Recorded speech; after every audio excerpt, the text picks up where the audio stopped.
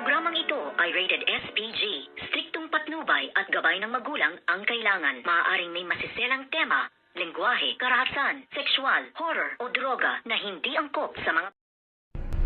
Good morning mga kachikas and welcome sa aking munting channel. Unti-unti na ngang bumabagsak itong ang Joanna's Legacy sa kayabangan at katangahan nga nito ngang si Joanna, at dito nga ay umattend siya dito sa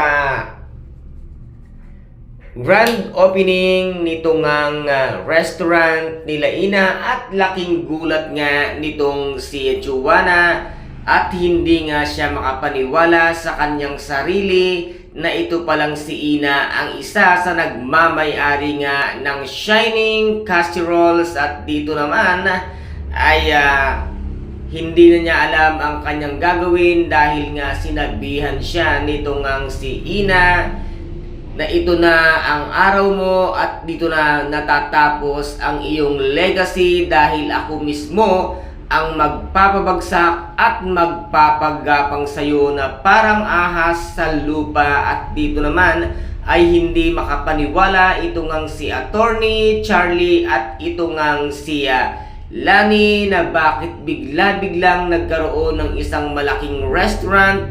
Ito ngang si Ina, ito ay tinapon nila at parang daga nga na wala na itong kapera-pera, ngunit wala silang alam na ito palang si Lola Aureas ang nasa likod ng lahat ng pag-angat at pagtaas nga nitong si Ina na ngayon nga ay patuloy na lalaban at titingalain ng lahat dahil nga ang Joanna's Legacy ay lalangawin na dahil wala nang kakain dito. At kasi itong ang CEO ng De La Costa Food Corporation ay walang laman ang utak kung hindi ang magyabang at makinig na lamang sa kasinungalingan nitong ang si Attorney Charlie at nitong ang si Lani. Kaya dito nga ay tuluyan ng babagsak ang Joanna's Legacy habang ang Shining Casserole ay patuloy na umaangat at tinatangkilik ng mga tao na kung saan nga ay doon sila kakain. At dito nga ay patuloy ang pamamayagpag